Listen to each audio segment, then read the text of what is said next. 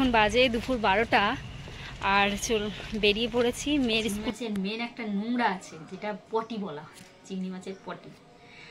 সবাই সেটা অনেকে জানে না, এমনি ছাড়ায়। দেখাই দিকে আসো, দেখা পুরো টেস্টটা পুরো চকের পুরোর মধ্যে বাদাম আর মিষ্টি দিলে যেরকম হয় ঠিক অমনি, বাটারের কোনো স্মেল নেই।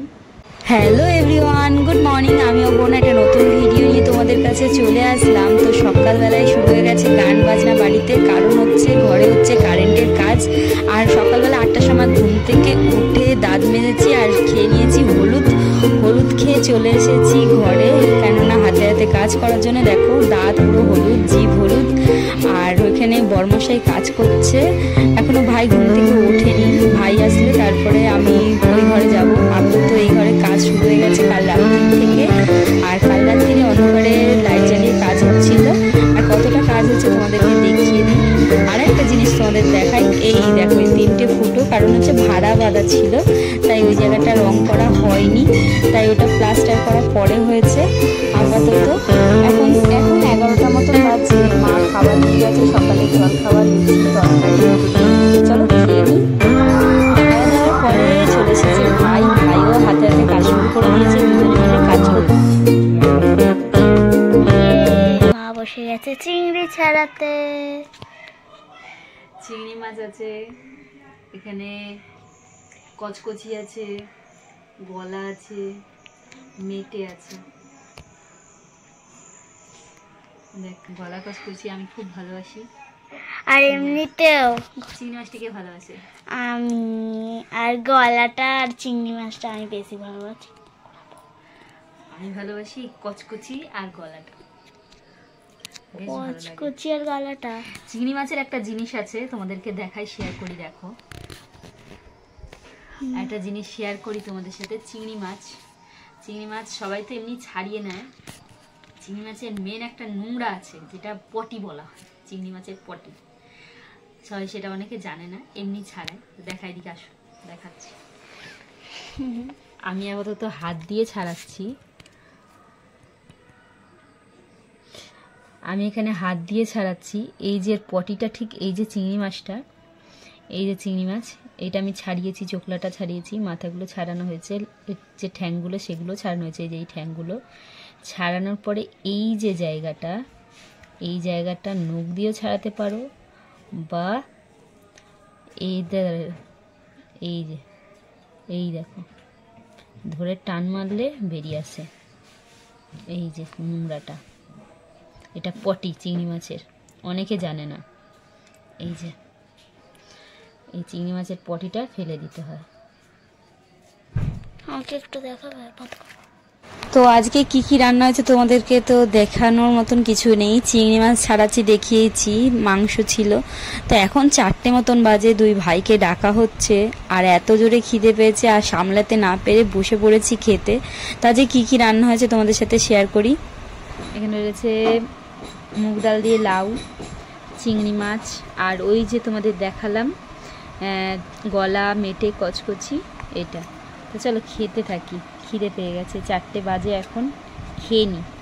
দেখো বিশ্বাস না হলে দেখো ঘড়িতে, ওই দেখো 4টে বাজে, দেখতে পাচ্ছ? 4টে বাজে আর এখন বসেছি খেতে। যেটা দুপুর 1:30 2টোয় খাই, সেটা এখন খাচ্ছি 4টের সময় ওদের জন্য বসে বসে। গুড মর্নিং এভরিওয়ান, আমি অপর্ণা। আরবারও নতুন একটা সকালে তোমাদের সাথে চলে আসলাম। কালকে তো দেখলেই 7টের সময় দুপুরবেলা খেয়েছি, দুপুর হচ্ছে বিকেলবেলা খেয়েছি। তো অনেকটাই বাড়িতে কাজের চাপ, মিস্ত্রি এখন আসছে না কদিন ধরে। আমাদের ওই ঘরে পুজো হওয়ার কথা, তাও হলো না। তোমাদেরকে তো ফাইনাল এখন হয়নি, ভালোভাবে কী করে তোমাদের দেখাবো। তো যাই হোক, বাড়িতে এমনি পুট্টি করা হয়ে গেছে আর কারেন্টের কাজ হচ্ছে। আর তো তোমাদেরকে দেখালাম কালকে, তো কালকে কিছুটা হয়েছে, তার আগের দিন কিছুটা হয়েছে। আর আজকে সবাই কাজে যে যার মতন চলে গেছে। তো তাই জন্যে আজকে সকাল সকাল তাড়াতাড়ি করে উঠে, ঘুম থেকে উঠে কাজটা সেরে নিয়েছি। সেরে মাথায় শ্যাম্পু দিয়েছি। কালকে ওই হাতে হাতে করে দিচ্ছিলাম বলে, আর কাজের চাপে করতে পারিনি, মাথায় শ্যাম্পু দিতে পারিনি, তাই যে সকাল সকাল উঠে শ্যাম্পু দিয়ে নিয়েছি। আর আরও কারণ হচ্ছে আজকে তাড়াতাড়ি করে ওঠার, তাড়াতাড়ি করে কাজ করার কারণ হচ্ছে আজকে মেয়ের স্কুল থেকে মেসেজ দিয়েছে স্কুলে যেতে হবে বইয়ের জন্য। তো চলো বেশি দেরি না করে, কেউ নেই বাড়িতে, এখন অনেকগুলো কাজ আছে, আমি রেডি হব, রেডি হয়ে বাড়িতে তালা দিয়ে তারপরে এখন আমি যাব মেয়ের স্কুলে। তো চলো, খিদেও পেয়েছে, ভাবছি কি করব, এসে খাবো না খেয়ে যাব। খেয়ে গেলে সময়টা অনেকটা চলে যাবে, তো ভাবছি এসেই খাবো। তো চলো আর বেশি দেরি না করে বেরিয়ে যাই। তো চলো টাটা, বেরিয়ে বেরিয়ে তোমাদের সাথে আবার দেখা হচ্ছে। এখন বাজে দুপুর 12টা, আর বেরিয়ে পড়েছি, মেয়ের স্কুলে যাব। আজকে দেবে বই, নতুন ক্লাসে উঠেছে, তো বই কিছু দিয়েছে, কিছু বাকি ছিল, তাই আজকে ডেকেছে প্যারেন্টসদের, তো সবার বই দেবে। তো বই দিয়ে দিত, স্টুডেন্টের হাতেই দিত, বাট ওদের একটা যে বুক আছে, নোটবুকের মধ্যে ওদের সব লিখে দেবে, তাই জন্যে আসা। তো চলো যাই, বেরোনো যাক, অনেকটা বেলা হয়ে গেছে, এসে আবার কথা হচ্ছে।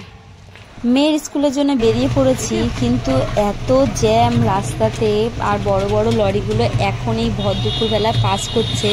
আমাকে 1টা থেকে 1:30টার মধ্যে স্কুলে পৌঁছাতে হবে, না হলে আমাকে আজকে বই দেবে না। আমাদের টাইম ছিল, বাট এত লেট হয়ে যাবে আমি বুঝতেই পারিনি। তো চলো স্কুলে যাওয়া যাক, মেয়ের বই খাতাগুলো নিয়ে বাড়ি এসে তোমাদের সাথে আবারও দেখা হচ্ছে। আর এই দুপুরবেলা রোদ্দুরের তাপটাও প্রচুর লাগছে।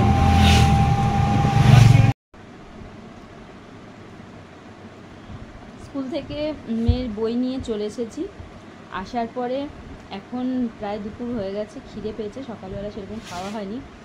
তো এই পিনাট বাটার আনা হয়েছিল, মানে অনলাইন থেকে অর্ডার করা হয়েছিল সেইটা, আর এখানে পাউরুটি ছুরি দিয়ে মাখিয়েছি, কিছুটা খেয়েওছি।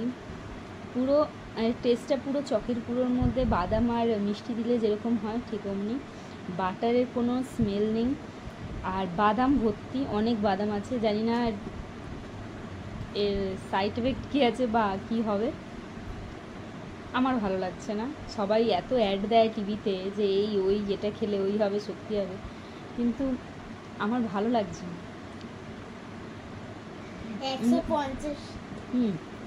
এটার দাম আছে 40 টাকা, দাম নিয়েছে 150 টাকা অনলাইনে, আর এটা খাচ্ছি প্রাইস 150 টাকা না? কত নিয়েছে? 150 টাকা নিচে। তো এই যে পিনাট বাটার, সবাই বলে খুব সুন্দর, খুব খেতে ভালো, খাওয়ার পর আর ইচ্ছা করছে না আরও একটা খাই, কিন্তু মেয়েকে খাবো, আমি খেতে পারছি না। আমি খাবোই না, তো আপনি খাবেন। চলো খেয়ে নি, খিদে পেয়েছে।